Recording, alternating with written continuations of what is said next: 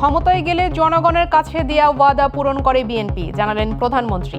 আগামীতে কৃষক ও ফ্যামিলি কার্ডের বরাদ্দ আরও বাড়ানোর ঘোষণা। সরকার ক্ষমতায় আসার ৩ মাস পেরোলেও স্বাভাবিক হয়নি বাংলাদেশ ভারত সম্পর্ক। কূটনৈতিক সংলাপ সহ ৩ কারণকে গুরুত্ব দিচ্ছেন বিশেষজ্ঞরা। এবং দীর্ঘমেয়াদী ও জনগণের স্বার্থ রক্ষা করেই নবায়ন করা হবে ফারাক্কা চুক্তি, মন্তব্য স্থানীয় সরকার মন্ত্রীর। দেশ বিরোধী কোনো চুক্তি না করার আশ্বাস।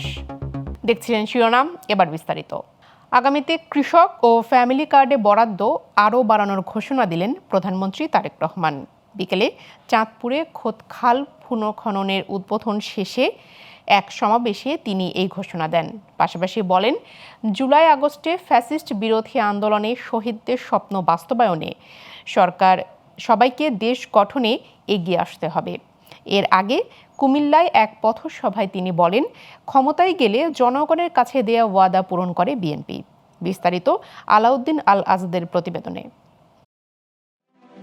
শনিবার চাঁদপুরের শাহরাস্তি উপজেলার টামটা দক্ষিণ ইউনিয়নের ওয়ারুখ বাজার এলাকায় খুদখাল খনন কাজের উদ্বোধন উপলক্ষে এই আয়োজন। কারণ এই খাল পুনঃখননের উদ্বোধন করেন স্বয়ং প্রধানমন্ত্রী তারেক রহমান। এ সময় গণ অভ্যুত্থানে শহীদদের স্বপ্ন পূরণের অঙ্গীকার করে তিনি বলেন, তাদের স্বপ্ন বাস্তবায়ন করতে হলে সবাইকে ঐক্যবদ্ধ হয়ে দেশ গঠনের কাজে হাত দিতে হবে। খাল খননের কাজ যেমন আমরা শুরু করেছি, ফ্যামিলি কার্ডের কাজ যেমন আমরা শুরু করেছি, আল্লাহর রহমতে কৃষক কার্ডের কাজও আমরা ধীরে ধীরে শুরু করেছি। এর আগে নির্বাচনের পর প্রথমবারের মতো চাঁদপুর যাওয়ার পথে কুমিল্লার বরুড়ায় লাখো মানুষের ভালোবাসায় সিক্ত হন প্রধানমন্ত্রী। দীর্ঘ ২৫ বছর পর প্রিয় নেতাকে কাছে পেয়ে দলীয় নেতাকর্মী ছাড়াও রাস্তার দুপাশে ভিড় জমান সাধারণ মানুষ। এরপর কুমিল্লার বরুড়া উপজেলার লক্ষ্মীপুর বাজার মাঠে আয়োজিত পথসভায় বক্তব্য দেন প্রধানমন্ত্রী।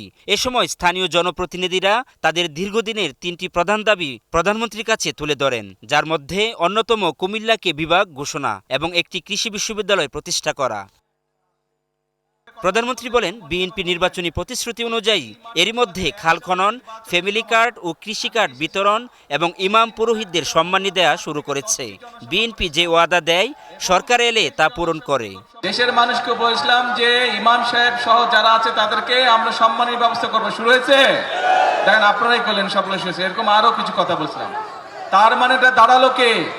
তার মানেটা দাঁড়ালো বিএনপি জনগণের কাছে যেই ওয়াদা দেয়, বিএনপি সরকার পরিচালনার দায়িত্বে থাকলে সেই ওয়াদা বিএনপি পূরণ করে। জনপ্রতিনিধি ও স্থানীয় জনগণের দাবির পরিপ্রেক্ষিতে কুমিল্লাকে বিভাগ ঘোষণার আশ্বাসও দেন প্রধানমন্ত্রী।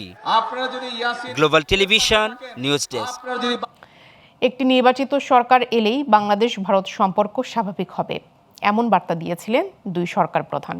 তবে বিএনপি সরকার ক্ষমতায় আসার পর ৩ মাস পেরিয়ে গেলেও ভিসা প্রক্রিয়া উন্মুক্ত করা তো দূরের কথা, উল্টো সরাসরি বিমান চলাচলও সীমিত করেছে ভারত। এরই মধ্যে সীমান্তে বিএসএফের গুলিতে মারা যাচ্ছে বাংলাদেশিরা। বিশেষজ্ঞরা বলছেন, কূটনৈতিক সংলাপ, পারস্পরিক সম্মান এবং জনগণের স্বার্থকে কতটা গুরুত্ব দেওয়া হচ্ছে তার উপর নির্ভর করবে সম্পর্কের সমীকরণ। বিস্তারিত আওলাদ বাবলুর প্রতিবেদনে। জেট ফুয়েলের দাম বৃদ্ধির কারণ দেখিয়ে ঢাকা দিল্লি সরাসরি ফ্লাইট স্থগিত করেছে এয়ার ইন্ডিয়া। ফ্লাইট সীমিত হওয়ায় আলোচনার সামনে আসতেই সবচেয়ে বেশি উদ্বেগ দেখা দিয়েছে চিকিৎসা, শিক্ষা ও ব্যবসায়িক ভ্রমণকারীদের মধ্যে। ফ্লাইট কমে গেলে ট্রাভেল খাতেও প্রভাব পড়বে। টিকেটের দাম বাড়তে পারে, রোগীদের যাতায়াতে ভোগান্তি বাড়বে এবং ধীরগতি আসতে পারে ব্যবসায়িক যোগাযোগে। বিশ্লেষকরা বলছেন, এটি কেবল পরিবহন সংকট নয়, দুই দেশের পারস্পরিক সম্পর্কের মনস্তাত্ত্বিক প্রভাবও তৈরি করে এবং ভূরাজনৈতিক বাস্তবতায় ভারত দক্ষিণ এশিয়ায় তার প্রভাব ধরে রাখতে চাইলে বাংলাদেশকে এখন বহুমাত্রিক কূটনীতিতে গুরুত্ব দেওয়া উচিত। বড় আকারে হেলথ সেক্টরে ইনভেস্ট করা দরকার।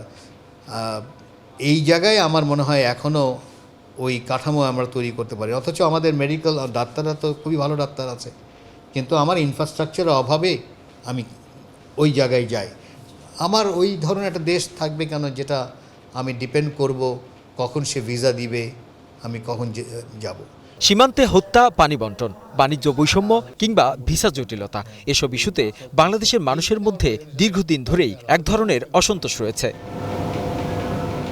এরই মধ্যে ভারত সীমান্তে প্রায় গুলি করে হত্যাকাণ্ড ঘটছে। গেল বৃহস্পতিবার বিএসএফের গুলিতে লালমনিরহাটে নিহত হয়েছে এক যুবক, যা আন্তর্জাতিক ও ভারতীয় আইন বিরোধী বলেও মন্তব্য করেন এই বিশেষজ্ঞ। তাদের দায়িত্ব নেওয়া উচিত আরও বড় আকারে, কারণ এটা তাদের সংবিধানের বিরুদ্ধে যাচ্ছে বা তাদের যে আইন কানুন আছে সেটার বিরুদ্ধে যাচ্ছে। সেই জায়গায় আমরা এখনও পৌঁছতে পারিনি যে ভারতের জনগণ এটাকে যে বড় একটা প্রেশার তৈরি করবে তার সরকারের উপর, সেটা আমরা এখনও করতে পারিনি। সেই জায়গায় আমার মনে হয় অনেক কিছু করার আছে এখন। ভারত সীমান্তে অন্য সব দেশের সাথে নিরাপত্তা ইস্যুতে এগ্রিমেন্ট থাকলেও বাংলাদেশের সাথে কেন হচ্ছে না বলেও প্রশ্ন তোলেন তিনি। যেরকম ভারত চীনের বর্ডারে তারা এগ্রিমেন্টে গেছে যে 2 কিলোমিটার দুই পাশে তারা কোনো অস্ত্র আনবে না, এমন সেটা এখনও আছে। কিন্তু তারা যদি ভারত চীনের বর্ডারে যদি ওই ধরনের একটা আইন করতে পারে, তাহলে আমরা সেই আইনটা এখানে করছি না কেন? ভারত বাংলাদেশ সম্পর্ক এখন এমন এক পর্যায়ে যেখানে বন্ধুত্বের পাশাপাশি বাস্তবতার হিসেবও স্পষ্ট হচ্ছে। আওলাদ বাবলু, গ্লোবাল টেলিভিশন, ঢাকা। দীর্ঘমেয়াদী ও জনগণের স্বার্থ রক্ষা করেই ফারাক্কা চুক্তি নবায়ন করা হবে। এর উপরই নির্ভর করবে বাংলাদেশ ভারতের সুসম্পর্ক, এমন মন্তব্য করেছেন স্থানীয় সরকার মন্ত্রী মির্জা ফখরুল ইসলাম আলমগীর। দেশ বিরোধী কোনো চুক্তি করা হবে না বলেও আশ্বাস দেন তিনি। তার অভিযোগ, বিভিন্ন অপপ্রচার আর ষড়যন্ত্রের মাধ্যমে একটি মহল দেশকে অস্থিতিশীল করতে চায়। বিস্তারিত শিউলি আখতারের প্রতিবেদনে। ৭৫ নতজন সরকারের নামমাত্র অনুমতি নিয়ে পশ্চিমবঙ্গে গঙ্গা নদীতে একতরফা ফারাক্কা বাঁধ নির্মাণ করে ভারত। এর প্রতিবাদে পরের বছর ১৬ মে মজলুম নেতা মাওলানা ভাসানী ফারাক্কা বাঁধ তৈরির প্রতিবাদে ডাক দেয় ঐতিহাসিক লং মার্চ।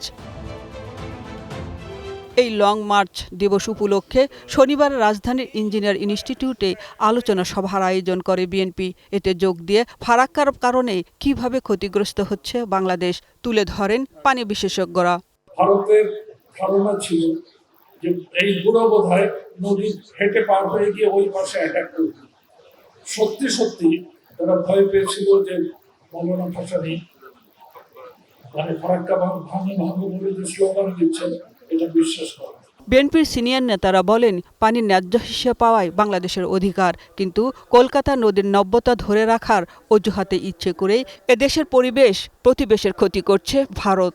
সকল রাজনৈতিক দল, বিশেষজ্ঞ এবং পরিবেশ সবকিছু সমন্বয় করে এটা জাতীয় কমিটির মাধ্যমে একটি আন্দোলন গড়ে তোলে। আপনি শুধুমাত্র কলকাতা পোর্ট, কলকাতা বন্দরের নাব্যতা রক্ষা করার জন্য আপনি একটা দেশের ক্ষতি করে দেবেন। এই দেশকে নাকি আপনারা বন্ধু মনে করেন, কিন্তু আপনাদের অন্তরে তো তাহলে প্রকৃত ভালোবাসা, প্রকৃত বন্ধুত্ব ছিল না। এ সময় স্থানীয় সরকার মন্ত্রী বলেন, জনগণের স্বার্থ উপেক্ষিত হয় এমন কোনো চুক্তি করবে না সরকার। ভারতের সরকারের কাছে স্পষ্ট বার্তা জানাতে চাই, এই ফারাক্কার যে চুক্তি, সেই চুক্তি বাংলাদেশের জনগণের সঙ্গে আলাপ করে তাদের অভিপ্রায় অনুযায়ী, তাদের চাওয়া অনুযায়ী এটাকে সম্পাদন করতে হবে। প্রতিবেশী দেশের কাছ থেকে পানির ন্যায্য হিসেব আদায় করতে সব রাজনৈতিক দল ও জনগণকে একসাথে মাঠে নামার পরামর্শ দেন বক্তারা। সম্মানিত শিউলি আক্তার, গ্লোবাল টেলিভিশন, ঢাকা। দেশে এখনও চাঁদাবাজি হচ্ছে, বিভিন্ন থানায় টাকা নিয়ে এবং জমি দখল হচ্ছে, এমন অভিযোগ তুলে বিএনপি নেতাকর্মীদের দুষলেন এনসিপির সমন্বয়ক সার্জিস আলম। দুপুরে রাজশাহী জেলা পরিষদ মিলনায়তনে আয়োজিত এক যোগদান অনুষ্ঠানে একথা বলেন তিনি। উপস্থিত ছিলেন এনসিপির মুখ্য সমন্বয়ক নাসির উদ্দিন পাটোয়ারি। সার্জিস আলম বলেন, তারেক রহমানকে সামনে রেখে দেশের মানুষ ধানের শীষে ভোট দেয়নি, তারা ভোট দিয়েছে বেগম খালেদা জিয়া ও জিয়াউর রহমানকে দেখে। আর তারেক রহমান পিতামাতার উত্তরসূরি হিসেবে দেশের মানুষের কাছে সুযোগ পেয়েছেন। কিন্তু অতীতের মতো চাঁদাবাজি দেখে বিএনপির রাজনীতি নিয়ে শঙ্কা প্রকাশ করেন তিনি।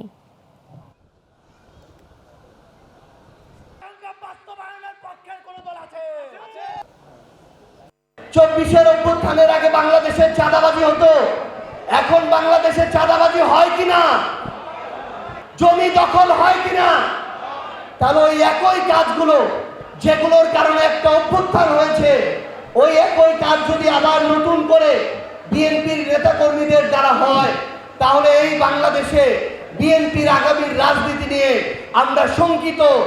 সরকারি হাসপাতালে আইসিইউ ও শয্যা সংকটে চরম ঝুঁকিতে পড়েছে সাধারণ পরিবারের হাম আক্রান্ত শিশুদের জীবন।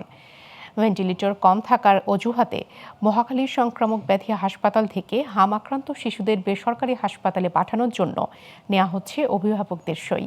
তাদের অভিযোগ, বিগত ও বর্তমান সরকারের ব্যর্থতায় হামের প্রাদুর্ভাব প্রকট হয়েছে। এদিকে বিশ্লেষকদের দাবি 2021 সাল থেকে হামের প্রাদুর্ভাবের আশঙ্কা থাকলেও সরকারকে লিখিত জানায়নি ইউনিসেফ বা WHO। আরও জানাচ্ছেন রাজিন সালে।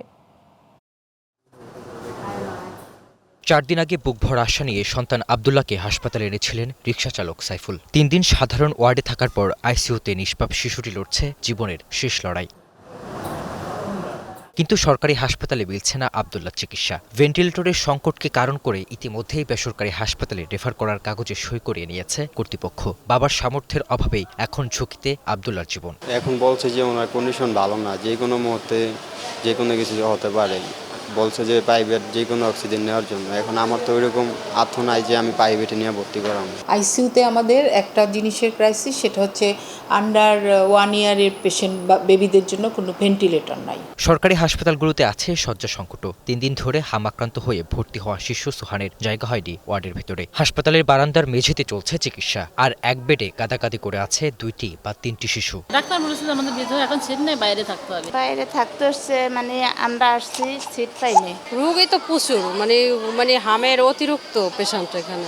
এক বেডে 2 জন করে, প্রত্যেকটা বেডে 2 জন করে পেশেন্ট আছে। এমন নির্মম বাস্তবতায় শনিবার এক নাগরিক মতবিনিময় সভায় উঠে আসে বিগত সরকার ব্যবস্থায় জনস্বাস্থ্যে চরম অবহেলা ও বর্তমান সরকারের ব্যর্থতার কথা। বিশেষ তদন্ত কমিটি হতে পারে, সেই তদন্ত কমিটি ফাইন্ড আউট করতে পারে, খতিয়ে দেখতে পারে যে এর জন্য কোন ব্যক্তি, কোন সরকার, কারা, কতটুকু দায়ী। এটা কি মানুষ নাকি? লোকটা দেখতে মানুষের মতো, কিন্তু আমার সন্দেহ আছে আর যদি মানুষ হয়েও থাকে এ বাংলাদেশের মানুষ না হয়। এই লোকটাকে আমরা দায়িত্ব আই না, এমন একটা দায়িত্বের মধ্যে বসাচ্ছি।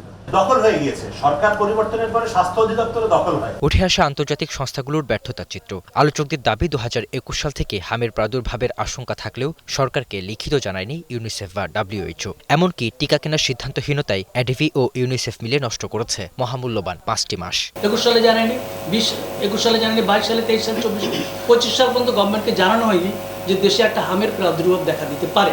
5 মাস সময় নষ্ট করেছে এডিবি এবং ইউনিসেফ সিদ্ধান্ত নেওয়ার ক্ষেত্রে।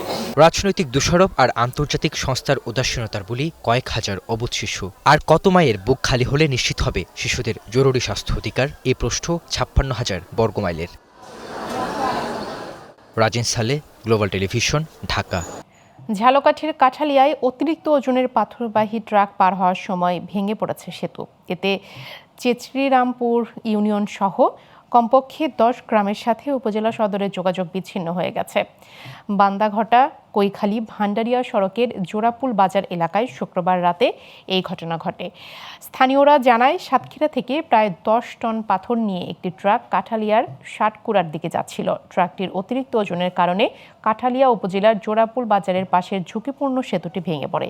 শনিবার দুপুরে সড়ক বিভাগের উপবিভাগীয় প্রকৌশলী মুজিবুর রহমান ক্ষতিগ্রস্ত সেতুটি পরিদর্শন করে দ্রুত সড়ক যোগাযোগ স্বাভাবিক করার আশ্বাস দেন। রংধনু ফাউন্ডেশনের উদ্যোগে রাজধানীর পূর্ব শেওড়াপাড়ায় ফ্রি মেডিকেল ক্যাম্পের আয়োজন করা হয়েছে। সকাল 9টা থেকে দুপুর 1টা পর্যন্ত এই ফ্রি মেডিকেল ক্যাম্পে প্রতিদিন অর্ধশত রোগীকে ফ্রি চিকিৎসা সেবা দেওয়া হয়। এছাড়া পরীক্ষা নিরীক্ষার ক্ষেত্রে 50% ছাড়ে বিভিন্ন প্যাথোলজিক্যাল টেস্ট করা হয়। এখানে মিরপুর শেওড়াপাড়া এলাকার বিচ্ছিন্ন হতদরিদ্র মানুষরাই চিকিৎসা নিতে আসেন। তারা জানান, এমন উদ্যোগের কারণে বিনামূল্যে চিকিৎসা পাওয়ায় তারা খুশি। এ সময় রংধনু ফাউন্ডেশনের কর্মকর্তারা জানান, হতদরিদ্র মানুষ সহ যারা চিকিৎসা সেবা থেকে বঞ্চিত তাদের জন্য এই সেবা দেন তারা। সপ্তাহের প্রতি শনিবারে আমাদের এই মেডিকেল ক্যাম্পেইনটা হয়। এর মধ্যে আমরা ফ্রি ট্রিটমেন্ট দেই, ডাক্তার প্রেসক্রিপশনটা ফ্রি দিচ্ছি। আমরা ফ্রি চিকিৎসা পেয়ে অত্যন্ত আনন্দিত এবং গর্বিত।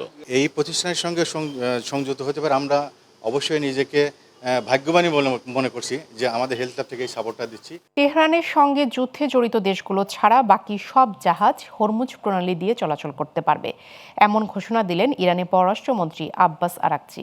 ব্রিক্স পররাষ্ট্রমন্ত্রীদের বৈঠক উপলক্ষে বর্তমানে ভারত সফর করছেন তিনি। সেখানে আরাকচি বলেন, ইরানি নৌবাহিনীর সাথে সমন্বয় করলে তেহরানের সঙ্গে যুদ্ধে জড়িত দেশগুলো ছাড়া বাকি সব জাহাজ হরমুজ প্রণালী দিয়ে চলাচল করতে পারবে। বিশ্ব জ্বালানি ও পণ্য বাজারের জন্য গুরুত্বপূর্ণ এই জলপথের চারপাশের পরিস্থিতি বেশ জটিল বলেও মন্তব্য করেন তিনি। আরাকচি আরও বলেন, হরমুজের নিরাপত্তা রক্ষাকারী হিসেবে ইরান সবসময় তার ঐতিহাসিক দায়িত্ব পালন করবে।